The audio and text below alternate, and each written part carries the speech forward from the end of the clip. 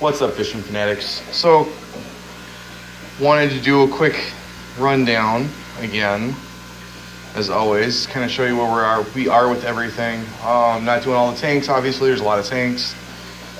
So it's gonna be broken up a little bit, but the 72 bow front, as you can see, is extremely well planted now, super high flourish, everything's brightly colored, everything's super nourished. Looks really good in here. We did have a black, we had a black skirt tetra that we had picked up from one of the auctions that we went to, and he turned out to be a bit of a bully. But we let him stay in there because he wasn't aggressive unless it was feeding time. And if they weren't eating, he was perfectly fine. But as soon as they start to eat, he'd get super aggressive, and we're like, okay, we'll let him sort it out.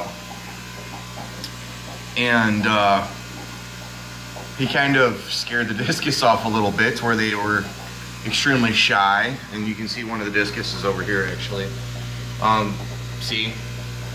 Super shy now and don't want to come out too much. And got them to a point where they're pretty much in a corner for the most part. And, well, nature's law, one of them obviously got tired of putting up with them and they took him out. It was almost like it was almost like watching an episode of Sopranos. You can just kind of see him sitting there in the corner going, okay, Jimmy, this guy's got to go. He's impeding on our territory and we're done. And next thing you know, he came down and he was floating and the discus were back out again. So I was like, well then, alrighty. So we, fished him out and got rid of him. But as soon as he was gone, everything calmed back down. All of the fish went back to doing what they do best. It was pretty funny to watch the difference. It's not really funny, but I guess it's more amusing to see the difference. How one fish can literally cause like a mutiny in a tank. Because when the one was alive, he was swimming around and he got all the other ones starting to become more aggressive at feeding time. And they started zoning in on the discus when we give him beef heart. And he just turned into a real jerk. And caused a lot of the other fish to turn into jerks, which they're not normally. Then all of a sudden he's gone, and guess what? Everybody's back to being super calm and peaceful again, and there's no aggression at feeding time, and it's amazing to watch that happen. Just the actual change. You see, he comes out a little bit more now, but they're both pretty shy. The other one you won't probably see because he literally hides behind, and buried in this rock. And only during feeding time will you see him peek out a little bit. So probably won't see much of him, but there's still two of them. There's one of the Corys. You can see right there chilling. But the other one doesn't really come out too much anymore. Kind of hides. So yeah, there's that. Other exciting news in the J&M fish room is we moved the Celestial Pearl Daniels out of the blue shrimp tank, the blue velvet tank, and put them upstairs with the rest of them. And sadly, I don't know if these guys were sick or what, but they didn't make it. Took out the whole tank. I think we got 2 left. But we were down here looking, and we actually have fry in here now. And there was one over there. I don't know where it went. It's really hard to see. Oh, he's in the back corner there. You can barely make him out swimming around there. Towards the center of the screen. There's 2 or 3 of them in here actually, but with all the plant that's in here, the foliage, it's really hard to see them. But the one thing we did notice when we took the Celestial Pearls out is that the blue velvets are out way more now.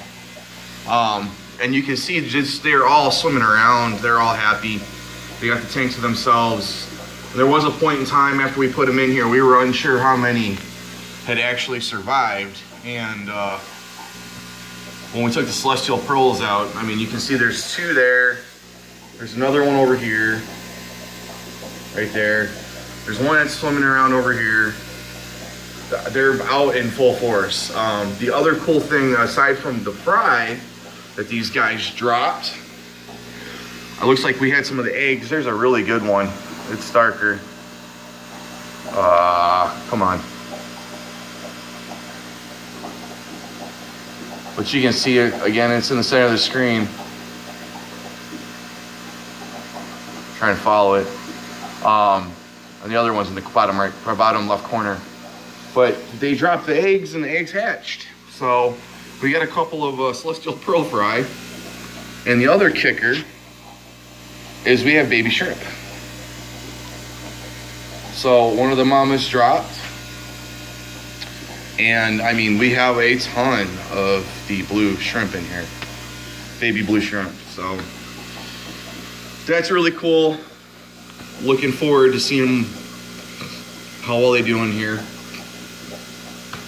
This tank's done really well, so we're gonna leave it be. The cherry shrimp tank's on the other side. I'm not gonna go over there right now, but I mean, you can see there's one of the fry again. So there's at least 2 or 3 of them, and there could be even more. But with the amount of coverage that's in here, it's hard to know for sure, because we see usually 2 to 3 of them out at a time. But you can, I mean, like I said, you can definitely see all the blue dreams now. They're out in full, or blue velvets. They're out in full force. So that's pretty cool. The fact that we got Celestial Pearl fry is really cool. Makes me happy since we lost the other batch. I think there's only like 1 or 2 left in the tank upstairs right now. We're not sure what happened. They stayed down here for a month and there was no problems. None of them died. We switched them over to the other tank and then boom, they all went out. So kind of strange, but multis are doing really well. I know I'm not covering the white clouds that are next to them, but we're trying to figure out what to do with those guys still. The multis are still doing really well. Neolamprologus multifasciatus, the Shelleys. You can kind of see that the tank is superiorly moved. I mean, like they move sand every day, all day. That's what they do. No fry out of here yet. The other tank is ready to go. Because of all the projects that we've got going on, I haven't had a chance to move them, so I'm kicking myself right now. We got to get the other tank cleaned out, and then we're going to move them into a bigger home, so they should have fry shortly thereafter, because we do have males and females. We picked up some more of them, and they should be rocking and rolling pretty soon. The Endler tank, which I can't really show you too well, because we haven't had a chance to like really clean it. You can see all the duckweed up there, but Mama dropped another batch of fry, and the original batch of fry. God, this tank is so horrible. Really need to work on this tank. I need to get them into a better tank. Give you a side shot. The fry that were dropped originally have grown up, so we're going to be moving these guys out. This was off of 2 pairs. We're currently up to about 60 in here now, from 4 to 60 in a matter of a month. So you can see our green Coreys are just banging. I mean, he is super fat. They were not this big a month ago. These things are growing like wildfire. Just super duper fat. There's 2 of them in there if you like to hang out over by the wood that's in there. But we plan on getting this tank picked up a little bit and moving some of them around, because you can see some of the fry in here are like almost full grown already. And then again, we have babies, like brand new babies. So we're gonna get that sorted out and get them into a better situation. The koi swordtails are doing pretty good. We had a couple of fry in here. I don't know where they are. They're probably hiding still. They tend to do that quite a bit.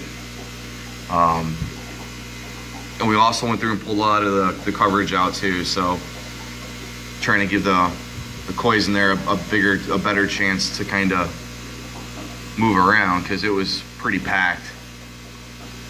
But these guys are doing really well still. We had another batch of fry, like I said. There should be a couple of them alive in there somewhere. I don't know where they are. I'm not gonna go hunting for them, but if they're in there, great. If they're not, then it's circle of life, which is okay. We're really not able to handle getting them set up the way that we want to get them set up right now, because The 55 isn't quite ready, and we have another 55 that I'm getting ready to build a stand for and set up. So, and then we're probably gonna pick up some more tanks. I don't know what we're doing yet. I have no idea. But we're not really set up to sort out a bunch of fry. Like I said, the endlers were kind of accidental, but it is what it is. Ouch. That hurt. Bump the other stand. The angels in here are doing really well. These are, if you don't know, the koi angels. One of them's ready to lay eggs. I don't know if it's a male and a female in there, but I do know that there's egg laying going on, so it's possible. It could be 2 females, could be 2 males. I haven't spent a lot of time with these guys to see if it is a male and a female, but who knows? It could happen, which would be pretty cool. And then the last tank I'm gonna cover today is our cherry barb tank, and I know you guys are probably sick of seeing this, but our fry are now all grown up. So the last video I shot of these guys, the fry were still pretty small. They were adolescents or juveniles. They weren't super huge. And now you can see that, you know, the biggest 3 that are in there is 1 male, there's 2 females, and there's one of the females in the back. I'm sorry, 2 males, 2 females. The biggest female's in the back right there. There's a male right there. He's a full-grown male. And then there's another female that's full-grown too. She's coming up, she thinks it's feeding time. There's another full-grown male and another full-grown female. I'm gonna come out here to show you. There's close to 30 barbs in this tank still. We did sell like 20 of them, I wanna say. So we had a bunch of them. And now these guys are pretty, I mean, these are sellable size at this point. We could bring them in anywhere that we wanted and we could offload them. And this is probably gonna happen pretty soon. We're gonna thin the tank out. We do have the 2 black swordtail females in here still. They're probably hiding in the back. There is supposed to be a male in here as well. I have no clue where the male's at. We haven't been able to find it. So not sure if it died or if it's hidden really, really, really well. But the females are still alive and it looks like they're both carrying eggs. So we're gonna try, or carrying fry, pregnant. So we're gonna try and get them out and into a different tank. There's one of them.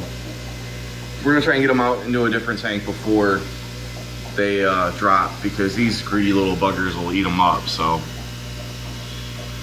that way we can hopefully salvage that line without having to buy another male swordtail. But we'll see what happens. So that's what's going on over here. We still have, I know I said the last tank, but it's right here. So the Bloody Mary tank's still doing really well. There's still a ton of shrimp in there. There were some more babies in there that we've seen. And I'm not gonna go searching for them, because even though it's a smaller tank, there's so much coverage, it turns to be a pain in the butt. But these guys are still doing pretty well too. And that's really about it for now. Like I said, we're still moving forward. We still have some plans, but we got a lot of house projects we have to get done as well. And it's a balancing act at the moment. So if you guys have any questions, comments, or concerns, just drop them in the box below. As always, we're open to suggestions. If you haven't already, please do us a huge favor. Hit that like and subscribe button, share it around. Let's get some more people in the fish keeping hobby. And as always, happy fish keeping.